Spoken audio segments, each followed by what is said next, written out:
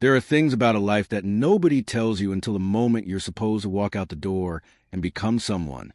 They hand you a plastic bag with your clothes in it, a check for the last of the state's money, and a handshake that feels more like a dismissal than a beginning. And for most girls who leave a place like St. Agnes Home for Girls, that's the end of the story. You walk out, you disappear. The file closes. Nobody ever looks for you again, and you learn not to look back either.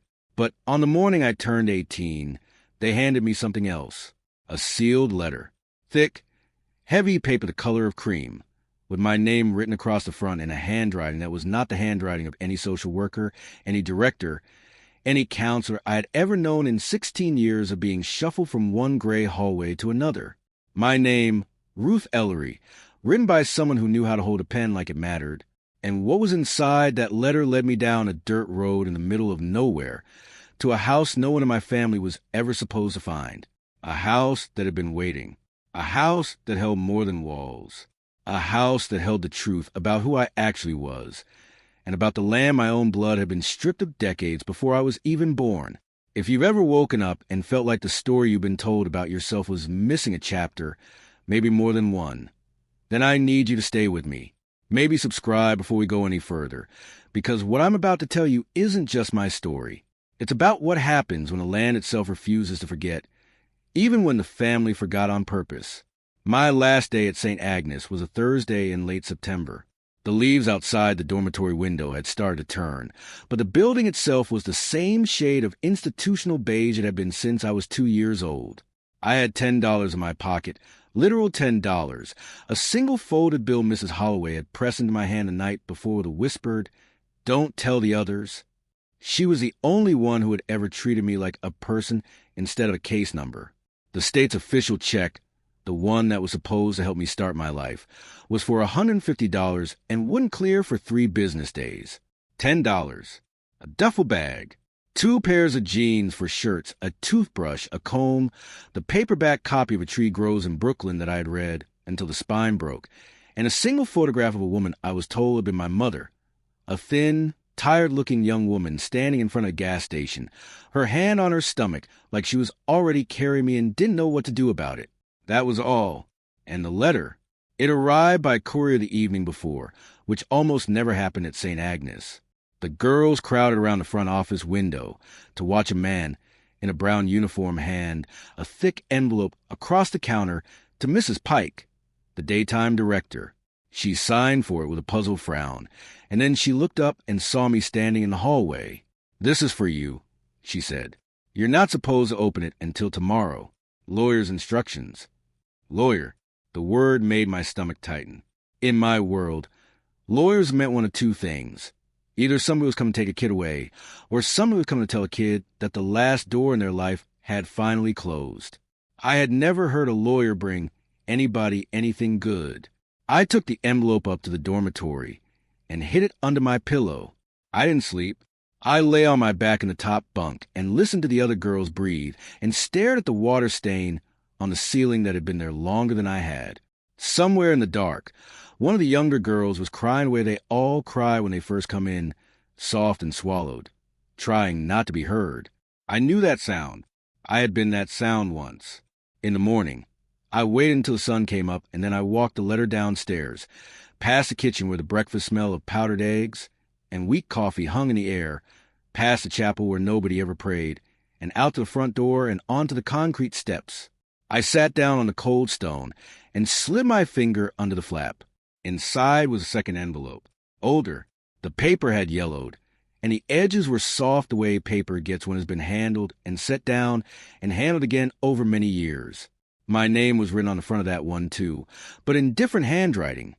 Slower, more careful, as if the person writing it had been making sure every letter was legible. Beneath my name, in smaller script, were the words, to be given to her on her 18th birthday. Not before. Not after. I held that envelope for a long time before I opened it. I don't know what I was waiting for. Maybe I was waiting to be the kind of person who deserved something sealed and saved and kept safe for 18 years. I didn't feel like that person. I felt like a girl with $10 in her pocket and a duffel bag at her feet and nowhere in particular to go. But I opened it. There were 3 things inside: a letter folded into thirds, a small brass key, heavier than it should have been for its size, with a square head and a number stamped into the shaft, 47, and a hand-drawn map on a piece of graph paper, the kind of map a person draws for somebody who has never been to a place before. A road, a turn, a creek, a line of trees, and then all a small neat square with a tiny X inside. The letter was from a woman named Ruth Ellery, my grandmother, a woman I had been told, for 16 years, did not exist. Subscribe and tell us in the comments where you're listening from, because I want to know who is sitting with me tonight while I tell this part. I want to know that this story is landing somewhere real, because this was the part where the ground under my whole life cracked open, and I need to know I wasn't the only one who ever felt that crack. My grandmother's letter began with an apology. "Ruth," she wrote, "if you are reading this, it means I ran out of time. I am sorry. I wanted to be the one to tell you in person, but I have been sick longer than I have been telling people, and the lawyer says I should prepare for the worst. So I am preparing. And the worst for me is the thought that you might grow up believing you came from nothing. You did not come from nothing. You came from a farm and a family and a piece of land that has been worked by Ellery hands for 4 generations. My father worked it. His father cleared it. And I was born in the front bedroom of the house at the end of the road on the map I have drawn for you. The house is yours. The land is yours. The key opens the front door and the lockbox and the root cellar both. I have left you everything I have, which is not much in money, but is everything in meaning. Please come home. Please see it before you decide what to do. Your grandfather Hollis is buried at the edge of the north field under the oak. I would like you to stand there once, even if you never stand there again. There are things in the house you need to know. Things your mother could not tell you because she did not know herself, and things my brother Royce would have burned if he had ever found them. Do not call Royce. Do not call his sons. Go to the house first. Read what I have left, then decide. You are not alone in the world. Ruth, you never were. I am sorry it took 18 years for this letter to reach your hand. Your grandmother, May. I read it 3 times, sitting there on the concrete steps of St. Agnes. A car went by on the street. A bird landed on the iron railing and looked at me and flew away. The sun climbed a little higher and made the letter warm my hand. I did not cry. I had not cried in public since I was 11 years old, and I wasn't going to start now. But inside my chest something was moving that I did not have a name for. Something that was not grief, and was not joy, and was not fear, but was made out of all 3. I had a grandmother. I had a grandfather buried under an oak tree. I had a great-uncle named Royce and his sons, and a brother of my grandmother's who would have burned whatever was in that house if he had ever found it. I had a house. I had a key in my hand and a map in my lap, and I had $10 in my pocket, and a check for $150 wouldn't clear for 3 business days. I went back inside. Mrs. Holloway was in the kitchen, wiping down the stainless steel counters the way she did every morning. She looked up when I came in, and she saw my face, and she put down the rag. "Oh, child," she said. "What happened?" I showed her the letter. She read it slowly, her lips moving a little, the way she did with everything she read. When she was done, she folded it back up the same way it had come and handed it to me, and she went to her purse that was hanging on a hook by the back door, and she took out 4 $20 bills and a 10, and she put them in my hand. "Don't you argue with me," she said before I could open my mouth. "I've been saving that for a rainy day for a long time, and this is the rainy day. You go find that house, Ruth Ellery. You go find out who you are, and you write me when you get there. You hear me?" I heard her. I was on a bus by noon. The map my grandmother had drawn led to a town called Cresmont, in the hill country about 4 hours northwest of the city. I had never heard of it. The bus driver had heard of it, but only because it was the last stop on a route he drove twice a week. And he said there wasn't much there anymore since the feed mill closed. Used to be farms out that way, he said, taking my ticket. Tobacco, mostly. Some cattle. Mill closed in the 80s. Most of the young people left. You got family out there? I said yes. It was the first time in my life I had ever said yes to that question. The word felt strange in my mouth. It felt like it belonged to someone else, and I was just borrowing it. The bus ride was long and slow. We pulled off the interstate after 2 hours and wound our way onto smaller and smaller roads, past towns that were just a gas station and a post office, past fields of soybeans gone brown in the early fall, past the dark green shoulders of hills that rose up on either side of the road and seemed to close the farther we went. The sky clouded over around 3 in the afternoon. By the time we pulled into Cresmont, it was raining, a slow, steady rain that made the few buildings of the town look like they were behind a gauze curtain. Cresmont was a crossroads, a 4-way stop, a gas station with 2 pumps, a diner with its lights on, a post office the size of a shed, and a white clapboard building with a sign that said Cresmont County Feed and Seed, EST 1921. A woman was sweeping the porch of the feed store to rain, which struck me as a stubborn kind of thing to be doing. She looked up when the bus hissed to a stop. The driver opened the door. End of the line, Miss Ellery. I stepped down onto the wet pavement. The bus pulled away. The woman on the porch of the feed store watched it go, and then she watched me, and then she leaned her broom against the wall and came down the steps. She was maybe 60 in a work coat and a pair of boots, her gray hair cut short and practical. She stopped a few feet away from me and looked me up and down, and then she said, "Lord, you've got her eyes." "Whose?" "May's." I felt the breath leave my body. "You knew her?" "I knew her 41 years, the woman said. "My name is Delphia Cobb. I ran the feed store with my husband until he died, and now I run it by myself. And May Ellery walked up those steps every Tuesday for as long as either of us can remember. She told me you might be coming. She told me to watch for a girl about your age with a duffel bag who looked like she didn't know where she was going. She said if I saw her, to drive her out to the house. I was 18 years old, and a stranger on the side of a road in a town I had never heard of had just told me she'd been watching for me. I didn't know what to say. I just stood there in the rain with the duffel bag at my feet and the letter folded in my pocket and the brass key warm against my thigh, and I looked at her. "Come on and out of the rain," Delphia said gently. "I'll close up early. It's not a day for customers anyway." I followed her up onto the porch of the feed store, and that was the first step I took on the road home. Let me tell you about my grandmother. Even though I never met her, I only know what I learned in the house, and later from the people in Cresmont who had loved her, and from the letters she left in the root cellar. But I need you to understand her before I tell you the rest, because the whole story turns on the kind of woman she was. May Ellery was born on the farm in 1947, the second of 2 children. Her older brother Royce was 6 years ahead of her. Their father, Thomas, farmed 120 acres of good bottomland along Cresmont Creek, mostly burley tobacco with some cattle on the hill pasture and a kitchen garden that May's mother kept up until her death in 1961, when May was 14. Thomas died in 1972. He had no will, or so the family always said. The farm passed in what was assumed to be the natural way to the oldest son. Royce took the house, the land, the equipment, the cattle.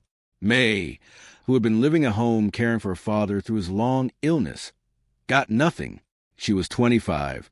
She had spent her 20s keeping the farm running, while her brother was off in the city working for a paving company.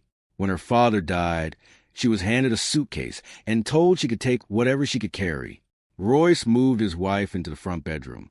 May moved into a boarding house in Cresmont and got a job at the feed store, and she worked there quietly for the next 38 years, and she did not speak to her brother again except to pass him on the sidewalk and nod. That was the story Cresmont knew. Delphia told it to me that first night, sitting across from me at her kitchen table with a bowl of chicken and dumplings in front of me that I could barely eat because my throat kept closing. That was the story Royce's sons, my great cousins, 2 men in their 50s named Ellis and Wyatt, still told, if they told it at all. May got cut out. May got forgotten. The farm stayed Royce's, and now it belonged to his boys, and that was that. But my grandmother had known it wasn't true. She had known for 40 years. And she had spent those 40 years quietly, carefully, patiently putting together the proof. She had built a second life in the boarding house, and then in a small rented house on the edge of town, and she had saved every penny she could, and in 1994 she had bought, in her own name, with her own money, cash on the barrelhead, a little piece of land at the far end of an old logging road 2 miles from the main Ellery farm. 12 acres. a creek, a stand of oak and hickory. And on those 12 acres, across 18 years, she had built with her own hands and the help of a few kind neighbors a small white farmhouse, 2 bedrooms, a front porch, a stone chimney, a root cellar dug down into the side of a hill. She had built it for my mother, who she had been separated from by circumstances I did not yet understand. And when my mother died, a car accident on a wet road outside Nashville when I was 2, and the state took me, my grandmother had not been able to get me. She had tried. I did not know this yet. Delphia told me later, when I was ready to hear it. May had hired a lawyer. She had driven to the city. She had stood in a county office, and she had said, "I am this child's grandmother, and I want her." And she had been told that there was no record of any grandmother, that the paperwork for my mother's death listed no living relatives, that the file was closed. It turned out later that Royce had gotten to a clerk at the records office before she ever arrived. He had paid a small amount of money to a man who owed him a favor, and the line in my file that should have read maternal grandmother, May Ellery, Cresmont, had simply been left blank. She had fought it for 2 years. The lawyer ran out of cheap favors. The state would not budge. And eventually May had gone home to the little white house she had built, and she had sat down at the kitchen table, and she had started writing letters to me. 1 a year, every year on my birthday. 18 letters, sealed, numbered, left in a lockbox in the root cellar with instructions that they be given to me only after I turned 18 and only after I came home. She had not lived to see me come home. She had died in March, 7 months before my birthday, of a cancer she had known about for 3 years and had not told anyone in Cresmont except her lawyer and Delphia Cobb. Her funeral had been attended by 11 people. Royce had not come. His sons had not come. Nobody on the Ellery side of the family had come. And the last thing she had done, 2 weeks before she died, was sit down with her lawyer and sign the papers that made absolutely certain I would be found. That was my grandmother. That was the woman whose eyes I had, according to a stranger with a broom on a porch in the rain. Delphia drove me out to the house the next morning. The rain had stopped overnight, and the sky was clean and pale, and the hills were that color wet fall green that only exists for a few weeks in a year. Her truck was old, and the heater didn't work right, but she had wrapped me in a wool blanket from her couch, and I sat in the passenger seat with the blanket around my shoulders and the duffel bag between my feet and the brass key in my hand. We drove for about 20 minutes on the main road, and then she turned off onto a smaller road, and then onto a gravel road, and then onto what was really just 2 ruts in the grass with a strip of weeds growing up between them, the trees pressing on either side. A creek ran alongside the road for a while, and then curved away into the woods. And then, around a bend, the road opened up into a clearing, and there was a house. It was small, smaller than I had imagined, white clapboard with dark green trim, a tin roof that had gone to a soft rust color, a front porch with 2 rocking chairs still sitting on it, as though she had just stepped inside, a stone chimney on the north end, a little garden beside it, gone to seed now but laid out in neat beds, a hen house empty, a woodshed stacked, a path that led away from the house toward a low door cut into the side of a hill, the root cellar. Behind the house, the land sloped down toward the creek, and then up again on the other side into a stand of oak and hickory, whose leaves were just starting to turn. It was the prettiest place I had ever seen in my life. Delphia stopped the truck, and we sat there for a minute without saying anything. She planted those rose bushes by the porch the year she started building. Delphia said finally, she said she wanted them to be ready for you when you came. She always said when, never if. Even when I tried to tell her she ought to be realistic, she just shook her head and said, "Delphia, that child is mine, and she will find her way home." I got out of the truck. The gravel was loose under my feet.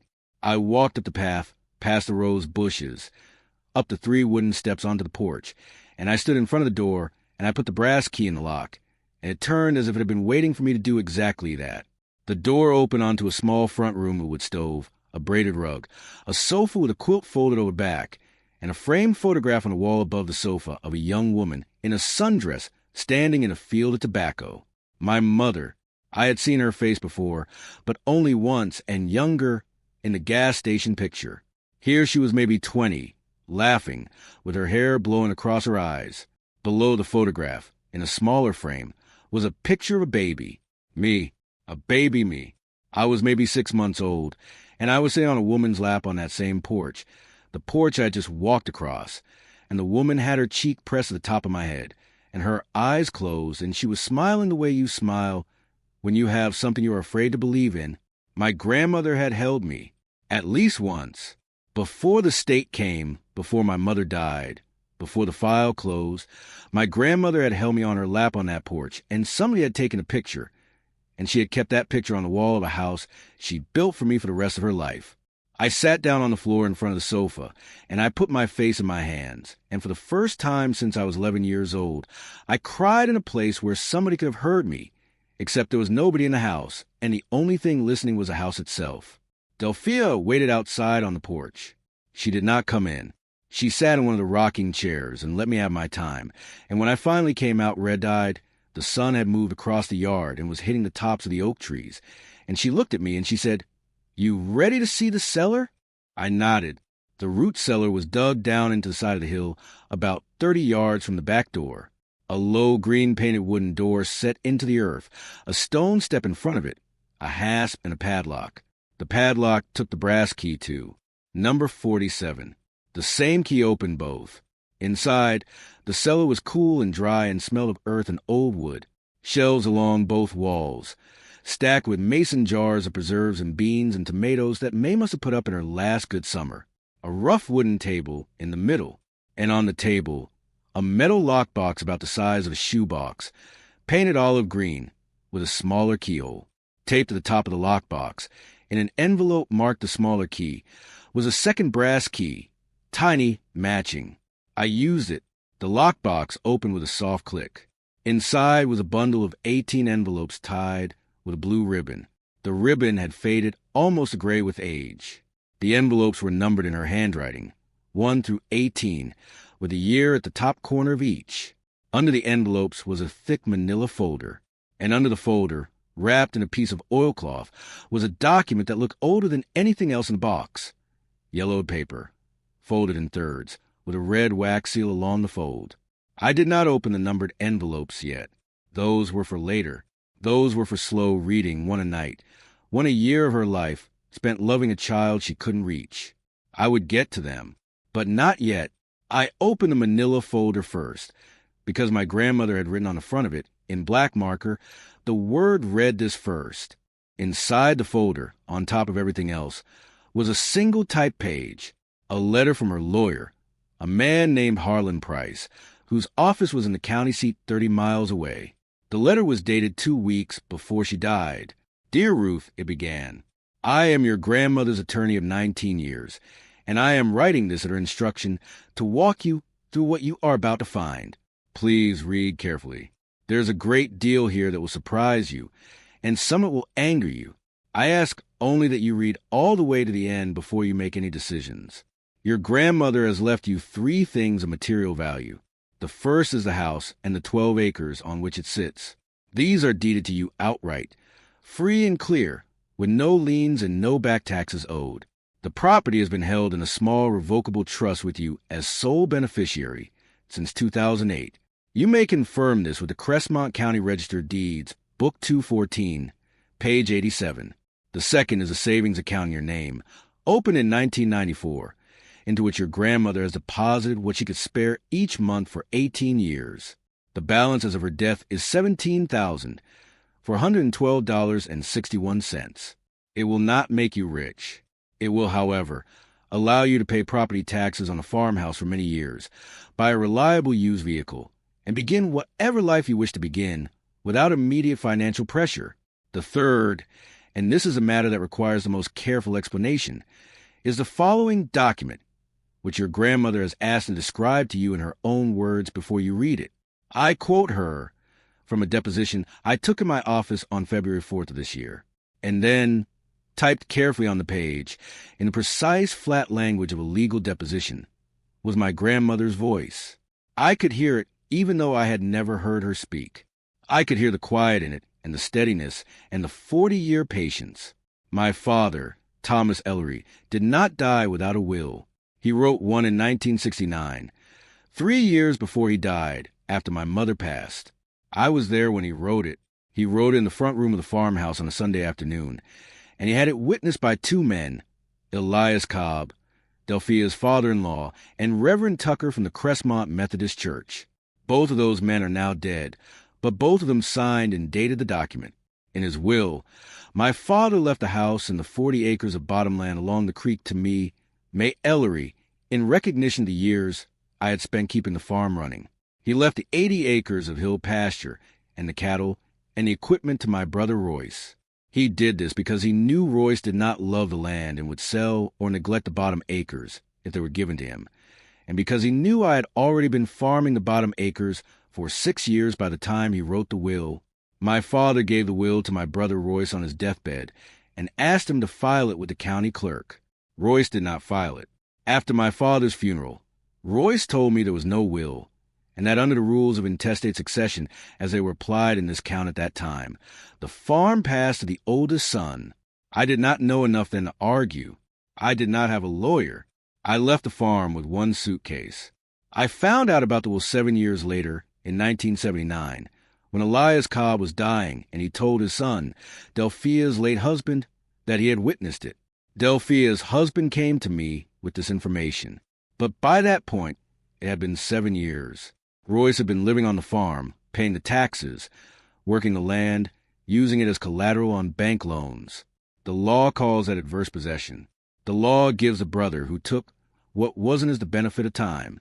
I was told by 3 lawyers across the years that I could not win, that even if I produced a will, a court would be reluctant to unwind 7, then 15, then 20 years of settled ownership.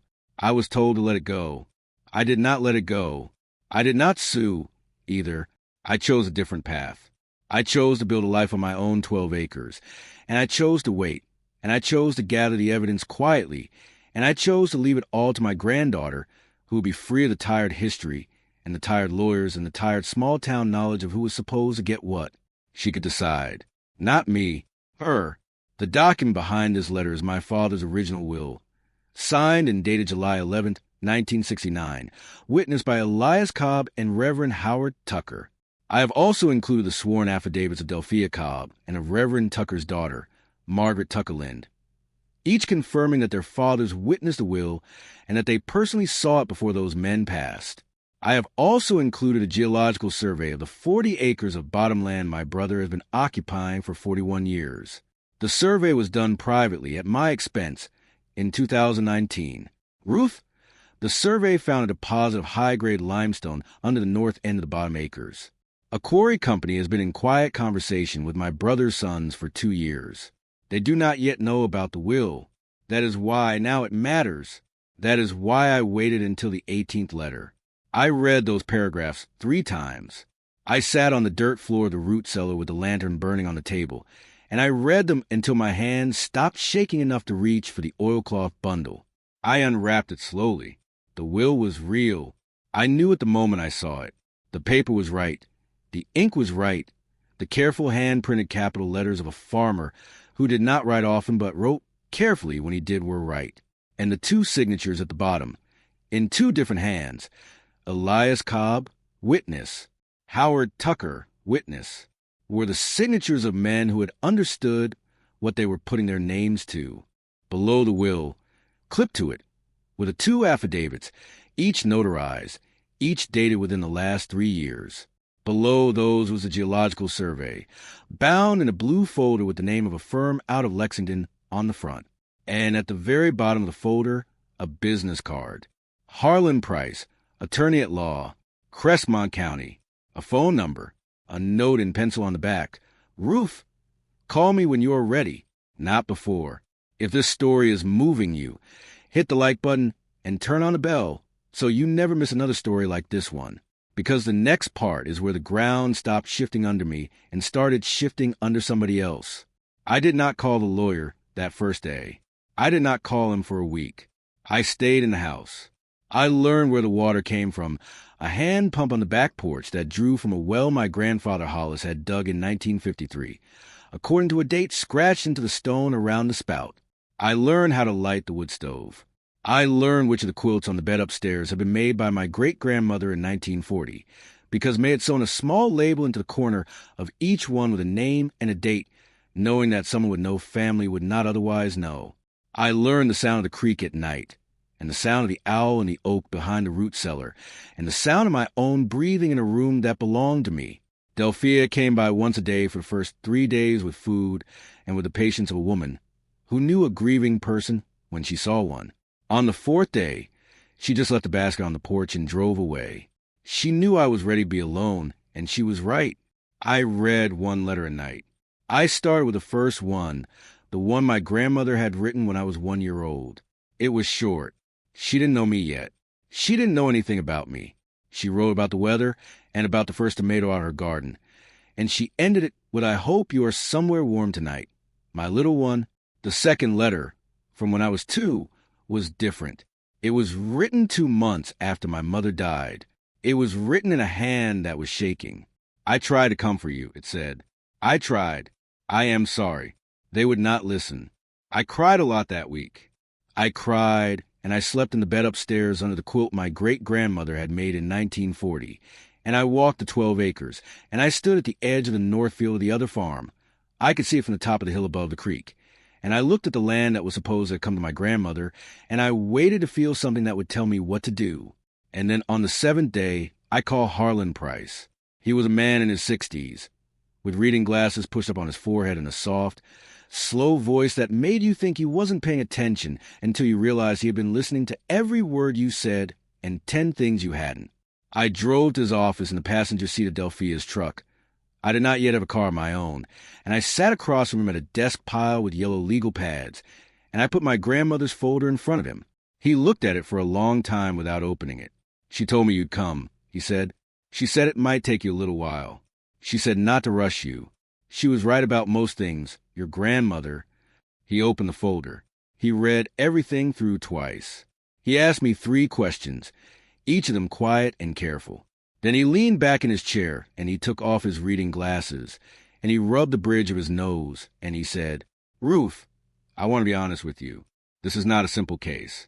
Your great-uncle has been in continuous possession of that land for 41 years. He has paid the taxes. He has borrowed against it. That is a long time, and the law rewards long time. If we walk into court and wave this will around and ask a judge to hand over 40 acres of bottomland, we are going to get a fight that will last 2 years and cost more money than you have." My stomach sank. "However," he said, and he put his glasses back on, "that is not what we're going to do." He explained it to me slowly. Twice, he made me repeat it back to him before he let me leave the office. We were not going to sue. We were not going to drag Ruth Ellery, now 76 years old and not in good health, into a courtroom. We were not going to humiliate anybody who did not need humiliating. That was not what my grandmother had wanted. She had said so clearly in the deposition, and she had said so again in a handwritten note to Harlan that he now slid across the desk to me so I could read it in her own words. "Harlan," she had written, "I do not want revenge. I want the record corrected. I want Ruth to have what should have been mine, so that she has a foundation my mother had and my grandmother had, and every Ellery woman for 100 years had, a piece of ground to stand on. But I do not want Royce destroyed. He is my brother. He made a bad choice when he was 28 years old, and he has lived his whole life afterwards pretending it was not a choice. That is its own punishment. Do not add to it more than you have to." So here was what we were going to do. Harlan was going to send a letter, just a letter, to Royce and to both of his sons, Ellis and Wyatt. The letter would include a photocopy of the will. It would include the 2 affidavits. It would include a brief summary of the geological survey, with a key finding about the limestone deposit highlighted. And it would include a single paragraph, polite and very quiet, explaining that the new legal heir, Miss Ruth Ellery, did not intend to pursue a lawsuit if a reasonable settlement could be reached quickly, but that the survey results would, regrettably, have to be shared with the quarry company during any future negotiation regardless of outcome, because material information cannot be legally concealed from a buyer once it is known. That was the sentence that would end the fight, because the quarry company had been talking to Ellis and Wyatt for 2 years, because the quarry company had been offering a price based on the assumption that there was limestone under the land. Because if the quarry company found out in the course of a lawsuit that the seller's title was clouded, that there was a legitimate competing claim, a real will, two real witnesses, a sworn affidavit chain, the quarry company would walk away. They would not buy land from men who might not own it. Ellis and Wyatt, who had been counting on that quarry deal for 2 years, would not let the quarry walk. They would come to the table. It is not what the movies would call a triumph, Harlan said gently. It is quieter than that, but it will work. Your grandmother knew exactly what she was doing. He sent the letter on a Tuesday. The phone call from Ruth Ellery came on Friday morning. I took it at Harlan's office. I did not take it at the house. Harlan wanted me to be somewhere where I had a witness and where I did not sound to Ellis like a scared 18-year-old girl alone in the woods. He put the call on speakerphone. I sat in a chair across from him. I had a yellow legal pad and a pen in front of me, and Harlan had told me that the only thing I had to do was say as little as possible and let the pause do the work. Silence, he said, is what we have. Let them fill it. Ellis was loud for the first 3 minutes. He was angry. He used words I will not repeat. He said the will was a forgery. He said his father would sue. He said we were criminals. He said he knew people. He said a lot of things that people say when they have just found out that the ground they've been standing on for 41 years is not theirs. Harlan let him talk. When Ellis ran out of breath, Harlan said very softly, Mr. Ellery, you are welcome to have the will examined by any document analyst in the state. We will pay for half of it. Ms. Margaret Tuckerlin is alive and well and 81 years old, and prepared to testify in open court that her father witnessed that document. Mrs. Delphia Cobb is alive and well and 62 years old, and prepared to do the same. The quarry company has not yet been contacted about the survey results, but they will be, as required by law, the moment there is any active transaction on that parcel. You know what that means for the price. You know what it means for the sale. So I would like to suggest that we meet in my office next Wednesday at 10 in the morning and discuss what a reasonable resolution would look like. Bring your father. Bring your brother. Bring your own attorney. We will not be making threats. We will only be discussing what is. Do you understand me, Mr. Ellery? There was a long pause on the line. Yes, Ellis said. Quieter now. Much quieter. Good, Harlan said. 10 o'clock Wednesday. He hung up the phone. He looked at me across the desk. He smiled a little. Welcome to Cresmont, Miss Ellery, he said. They came on Wednesday. All 3 of them. Royce, who I was meeting for the first time in my life. A tall, thin old man with my grandmother's same blue eyes so much like mine that I felt a small shock when he walked in the door. A shock I could see he felt too.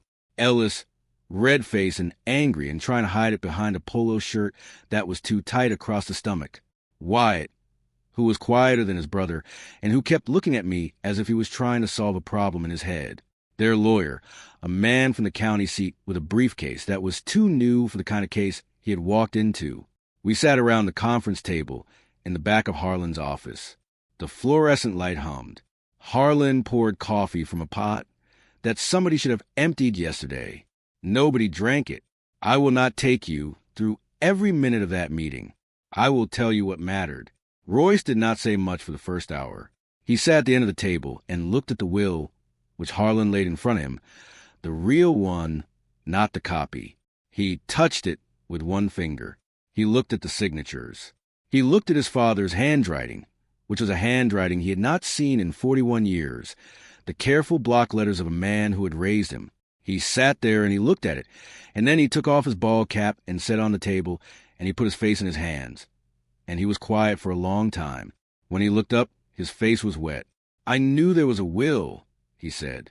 I have known there was a will for 41 years. I told myself I didn't know. I told myself my father had changed his mind at the end. I told myself a lot of things. My sister, he stopped. He swallowed. My sister was a better farmer than I ever was. She loved that bottomland. She knew every tree on it. I took it because I was scared. I was 28, and I had nothing, and I was scared. And I took it. And then I spent the rest of my life pretending I hadn't. He looked at me. His eyes, so much like mine, were terrible to look at. Your grandmother tried to call me once, he said, in 1979. after she found out I had the will. She called the house, and she said, "Royce, we need to talk." And I hung up the phone. I hung up the phone, and I never called her back. And she never called again. And I told myself she had let it go. But she didn't let it go. She just stopped calling me. He looked down at the table. "I am sorry," he said. "I am sorry, Ruth. I am sorry I didn't come to her funeral. I am sorry I didn't come to your mother's funeral either. I am sorry for all of it." Ella started to say something. Royce held up a hand, and Ella stopped. "Whatever she wants," Royce said, still looking at the table. "Whatever this girl wants, we will do it." Harlan laid the proposal on the table. It was a proposal my grandmother had written 2 weeks before she died in Harlan's office, with her shaking hand on a yellow legal pad. I had read it the night before. I had cried reading it. I had come close to changing it twice in small ways, and then I had decided that she had known better than I did, and I would not change a word. The 40 acres of bottomland would be deeded back to me, Ruth Ellery, the rightful heir under Thomas Ellery's 1969 will. That was not negotiable. The 80 acres of hill pasture and all the cattle and all the equipment would remain with Royce as his father had intended. The limestone deposit, which sat on the north end of the 40 acres, would be negotiated with the quarry company by me through Harlan, with one condition. Ellis and Wyatt will receive 20% of any royalties from the quarry for the next 20 years. Not half, not a third, 20%. Enough to acknowledge that they had believed the land was theirs and had made their plans around it. Not so much that it rewarded what their grandfather and their father had done. The main farmhouse, where Royce and his wife still lived, would remain there for as long as Royce lived. It would pass to his sons on his death, with a small parcel of the hill pasture around it. And the north field, the 40 acres of bottomland, will be held in a new trust in my name, with a provision. My grandmother had been very specific about this, and so I was very specific about it too, that the land could not be sold out of the Ellery family for 100 years. It could be leased. It could be farmed. It could be mined for the limestone under a royalty arrangement that would keep the land itself intact. But it could not be sold. Not by me. Not by my children, if I had any. Not for 100 years. Because what my grandmother had understood, and what I understood now, was that the whole problem had started with the idea that land was a thing you could take away from the person who worked it. And the only way to stop that from ever happening again was to make it impossible for anyone for a very long time. Royce signed the papers first. His hand was shaking worse than his sister's had been when she wrote the 18th letter. Ellis signed second, slowly. Wyatt signed last. And he looked up at me afterwards, and he said quietly, the first thing he said all morning, "I have 3 pictures of your grandmother at our house, from when we were kids, before the falling out. I didn't know where they came from. My mother must have hung them up. I've walked past them my whole life. I'd like to give them to you." I said yes. I said thank you. I said it quietly, because the room did not need any more noise in it than it already had. Harlan stood up. He gathered the papers. He nodded to the other attorney, and the other attorney nodded back, and it was done. It had taken my grandmother 41 years to arrange. It took us 2 hours to finish. I want to tell you about the rest, about the months that followed, and the years. I moved into the house. Really moved in. I bought a used pickup truck with some of the money my grandmother had saved, a 2004 Ford with 180,000 miles on it, from a man in Cresmont who had known my grandmother, and who gave me a price that was $2,000 less than he could have asked, because, he said, May was a good neighbor. I learned to drive it on the back roads. I stalled it 4 times in the feed store parking lot, and Delphia stood on the porch and laughed at me, and I laughed too, and it was the first time in my life I had laughed at myself in front of another person without being afraid. The quarry deal took 8 months to negotiate. When it was done, there was enough income to pay the property taxes on the 40 acres and the 12 acres both, in perpetuity, with money left over. I did not become rich. That had never been the point. I became stable, which was something I had never been, and which turned out to be a larger and stranger gift than wealth could have been. I enrolled in the community college in the county seat. I drove the hour there and back 3 days a week. I studied agriculture and land management because I wanted to understand what was actually under my feet. The professor who taught soil science was a woman who had grown up in Cresmont and had known my grandmother distantly. And she cried, once quietly, when I introduced myself on the first day of class. I started farming the bottomland in the second spring after I came home. Not alone. A man named Luther Peck, who was 60 and who had leased a small strip of the bottom acres from Roy's for 20 years to grow sweet corn, came to me at the end of the first winter and asked if I would keep the lease going. I said yes. And then he said carefully, I could teach you if you wanted to know. I said yes to that too. I learned how to read the creek. I learned which end of the field flooded in a wet April and which end dried out in July. I learned how to turn tobacco ground into mixed vegetable ground, slowly, year by year, because I did not want to grow tobacco, and my grandmother, in a letter I read in the 5th month, had written that she didn't want me to either. It was a crop that fed us, she wrote, but it never loved us back. You grow what you love, Ruth. That is what land is for. Royce came to the house, once, about 6 months after the settlement. He came alone, in an old truck of his own, and he stood on the porch, and he would not come inside. He brought me a wooden box. In it were letters. My mother's letters to him, from when she was young, before she left home. He had kept them. He had never told his sons. He had kept them. He said, these are not mine. They were never mine. And he set them down on the porch rail. And he turned around, and he walked back to his truck, and he drove away, and I never saw him alive again. He died 17 months later, in his sleep, in the front bedroom of the farmhouse where my grandmother had been born. I went to his funeral. I sat in the back pew of the Cresmont Methodist Church. Ellis and Wyatt were in the front. After the service, Wyatt came and found me, and he said, quietly, he wanted you here. He said so. He said at the end that he wanted you here.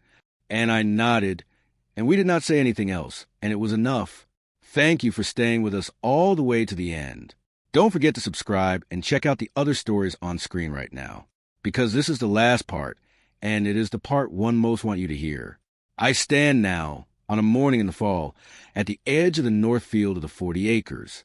I am 23 years old. I have been home for 5 years. The oak tree at the edge of the field, the one my grandfather Hollis is buried under, is dropping its leaves. The creek is running low after a dry September. The limestone quarry is working at the far end of the north field, behind a screen of trees my grandmother planted in 1998 for exactly this reason. She had known, even then, that something might one day be taken out of ground on this land, and she had wanted the house and the creek to be sheltered from the sight of it. I can see, from where I am standing, all 3 of the places that shaped me. The 12-acre farmhouse, her farmhouse, my farmhouse, behind me at the top of the hill. The 40 acres of bottomland spread out in front of me, planted this year in winter wheat and clover, and across the hollow, a quarter-mile away, the main Ellery farmhouse, where Royce lived and died, and where his widow, a woman named Fay, who's been kind to me in small, careful ways, still keeps a light in the front window at night. Ellis moved away to Louisville 3 years ago. Wyatt stayed.